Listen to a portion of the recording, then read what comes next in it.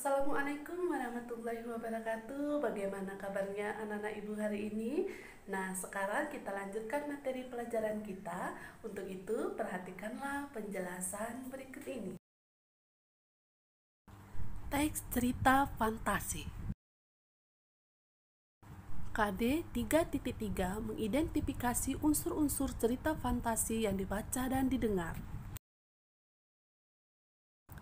Kalian pasti pernah menonton cerita fiksi Harry Potter, Transformer, cerita fabel, ataupun cerita rakyat. Nah, keempat cerita ini termasuk ke dalam cerita fantasi. Apa sih teks cerita fantasi itu? Teks cerita fantasi adalah cerita fiksi yang bergenre fantasi atau dunia imajinatif yang diciptakan oleh penulis. Adapun ciri-ciri teks cerita fantasi, yang pertama adalah adanya keajaiban atau keanehan atau kemisteriusan. Kedua, ide cerita sederhana. Ketiga, menggunakan berbagai latar yaitu lintas waktu dan ruang. Empat, tokoh unik atau memiliki kesaktian. Kelima, bersifat fisik atau mengarah ke fiksi. 6. Bahasa atau penggunaan sinonim dengan emosi yang kuat. Selanjutnya, jenis-jenis cerita fantasi. Yang pertama, cerita fantasi total dan cerita fantasi irisan. Cerita fantasi total adalah semua yang terdapat pada cerita, semua tidak terjadi dalam dunia nyata. Cerita fantasi irisan yaitu cerita fantasi yang mengungkapkan fantasi tetapi masih menggunakan nama-nama dalam kehidupan nyata, menggunakan nama tempat yang ada dalam dunia nyata atau peristiwa pernah terjadi pada dunia nyata. Kemudian yang kedua adalah cerita fantasi sejaman dan cerita fantasi lintas waktu. Cerita fantasi sejaman adalah latar yang digunakan satu masa atau fantasi masa kini, masa lampau, atau masa yang akan datang.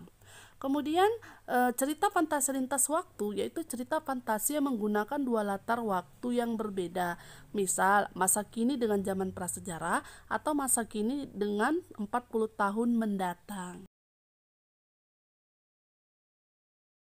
Oke, sekarang kita bahas unsur-unsur teks cerita fantasi. Unsur cerita imajinasi atau cerita fantasi yang pertama ada unsur intrinsik, yaitu tema, latar, sudut pandang, amanat, alur, penokohan, dan konflik. Kemudian ada unsur ekstrinsik, yaitu unsur yang membangun cerita dari luar, yaitu bahasa, latar belakang pengarang, dan nilai-nilai kehidupan dalam cerita. Nah, sekarang kita bahas kedua unsur tersebut. Yang pertama, unsur intrinsik. Unsur intrinsik ini yang pertama kita bahas adalah tema. Tema itu adalah inti atau dasar cerita. Kemudian yang kedua, latar atau setting. Terbagi empat, yaitu latar tempat, latar waktu, latar suasana, latar sosial. Nah, kalau latar sosial ini berarti kondisi sosial tokoh. Apakah kaya, miskin, atau terpandang, dan sebagainya. Kemudian yang ketiga ada konflik atau masalah. Konflik atau masalah ini terbagi dua.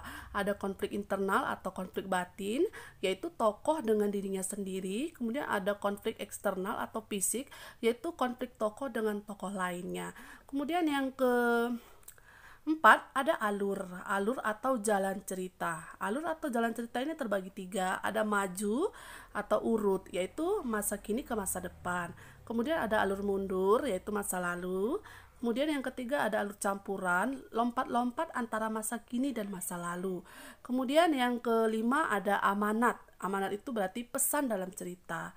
6. Penokohan, yaitu watak-watak tokoh, bagaimana karakter-karakter para tokoh. Kemudian yang ketujuh ada sudut pandang. Sudut pandang ini berarti cara pandang pengarang menyajikan ceritanya. Nah, sudut pandang ini ada tiga, yaitu yang pertama ada orang pertama, yaitu tokoh aku menceritakan dirinya sendiri. Ada orang ketiga, yaitu narator atau di luar cerita, menceritakan tokoh. Kemudian ada sudut pandang campuran, yaitu gabungan sudut pandang pertama dan ketiga. Selanjutnya kita bahas unsur ekstrinsik, yaitu yang pertama ada bahasa. Bahasa yang digunakan dalam cerita bisa menggunakan bahasa Indonesia, bahasa asing, bahasa daerah, bahasa percakapan, maupun bahasa puitis. Kemudian yang kedua, kita bahas mengenai latar belakang pengarang, yaitu mengenai biografi pengarang atau kondisi psikologis pengarang juga mempengaruhi ide-ide ceritanya.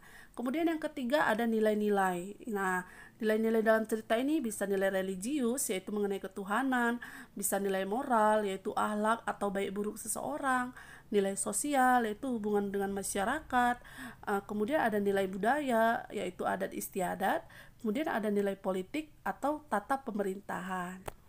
Cukup sampai di sini pelajaran kita hari ini, semoga bermanfaat. Terima kasih. Wassalamualaikum warahmatullahi wabarakatuh. Jangan lupa tetap jaga kesehatan.